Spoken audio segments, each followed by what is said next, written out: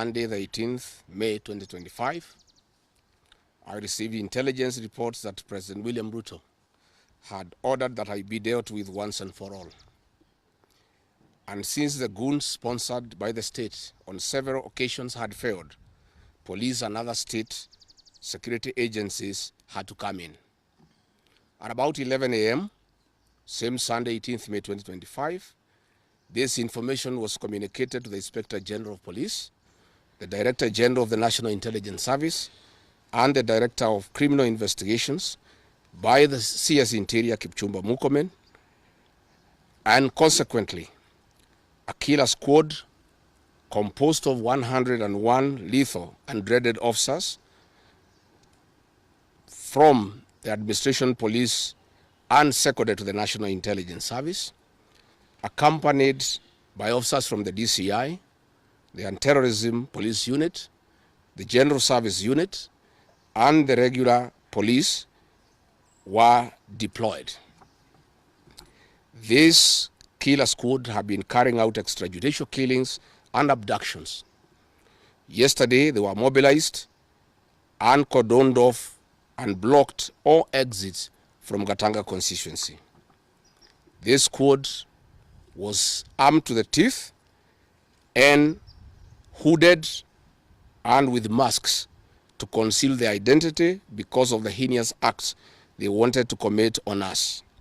This is despite that there are existing guidelines from the High Court that officers should be in uniform and not conceal their identity. At about 2:30 p.m., we received further intelligence from the deployed patriotic officers who are not in agreement with the information that they had clear instructions to plant arms and weapons in our convoy to provide evidence to arrest us and get evidence that they could charge us with in court. After about 30 minutes, the killer squad was joined by their counterparts who are highly trained in the use of biological weapons. Their instructions were to poison me through inhaled chemicals that would paralyze my brain within 3 months. This was the intent and the purpose of the whole operation. My team and I sought alternative routes as guided by the deployed security personnel, majority of whom are our supporters and opposed to what is going on.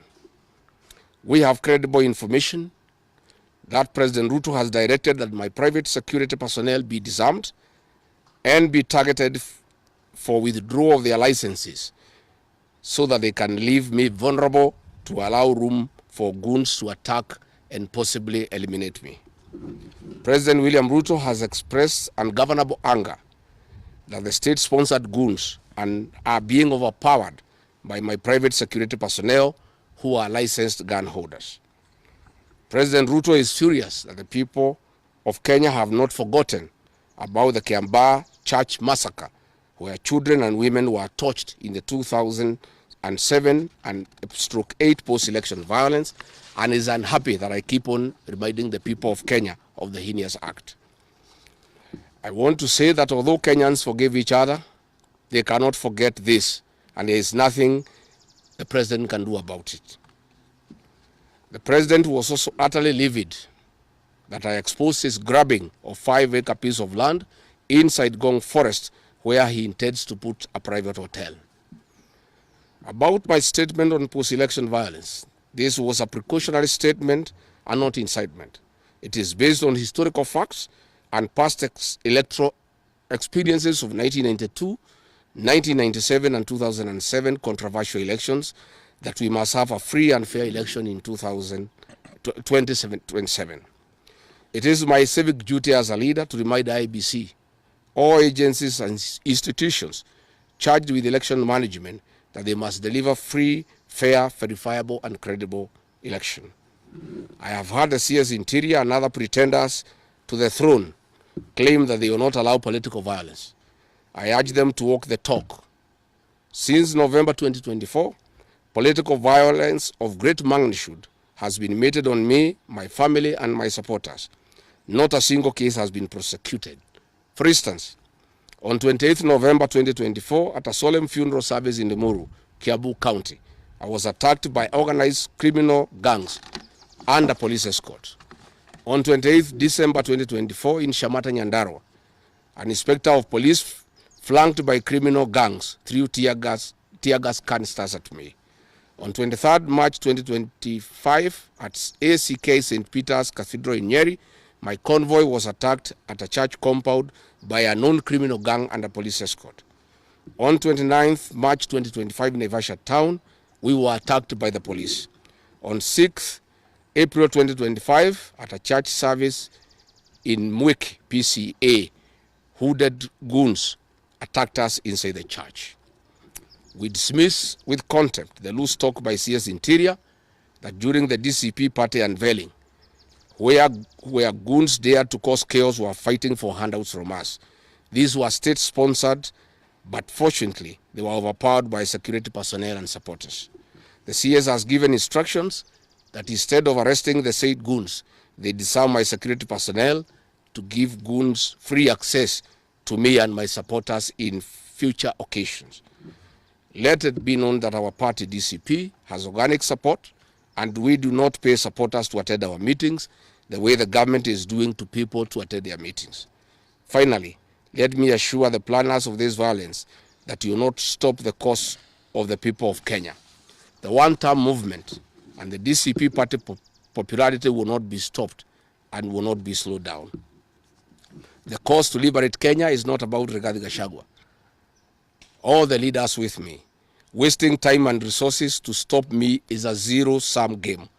The people of the Republic of Kenya have said that lies must stop, roads must be built, corruption must stop, abductions and extrajudicial killings must stop, education and health systems must work.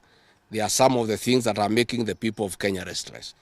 We are putting our supporters on high alert that they have the right to express their frustrations if injustice is meted on us.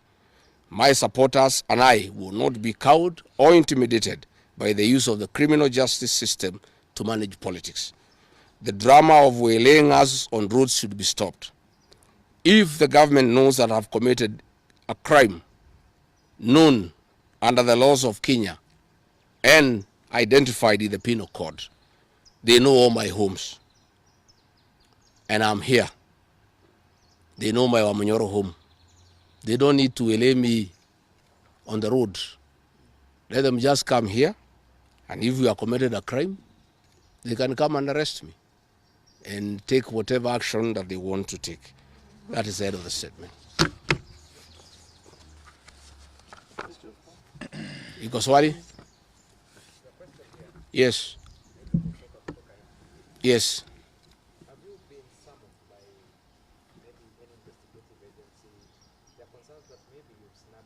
I have not been summoned by anybody, and I'm waiting if there is any summon. What happened is that they wanted to plant weapons in my convoy, and they wanted to use chemicals so that they can paralyze our brain the way they did to Kenneth Matiba. And that is why we had to take an escape, an alternative route to get here. I would have wished they came here instead of wailing us on the road and using those dreaded criminals who are responsible for abductions and extrajudicial killings. And that squad works under the Director General of the National Intelligence Service. It's 101 officers who are recruited from the administration police, and they have been given special training by the National Intelligence Service, and they are responsible for the abductions and extrajudicial killings. And that is the squad that had been planned yesterday and mobilized so that they can incapacitate me and my people. Yes.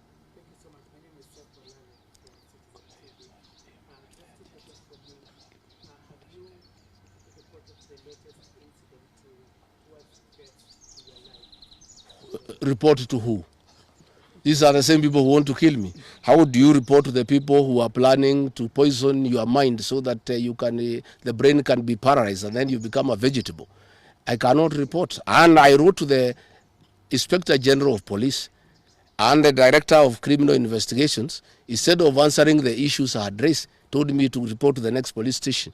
Yet all these things have happened under the cover of the police. So it is useless to go and report to the police. That is why I'm talking to the people of Kenya, so that if anything happens to me, President William Ruto must be held accountable. And I want to say, when they hounded me out of office, I pleaded with my supporters to stay calm and express their displeasure by singing. That is no longer going to be the case. And my supporters have blamed me for not allowing them to stand up to intimidation and the wrong things that are being done against their leaders. Therefore, our supporters are on high alert, and they will be part of the leadership and ourselves who will be resisting impunity and intimidation by William Ruto and the government. Oh, yes.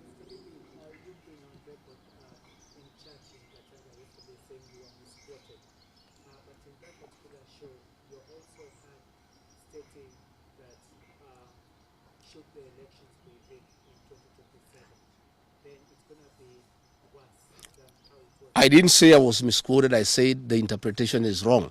People are not interpreting what I said correctly. Mine is a cautionary statement. And history is very important. During the finance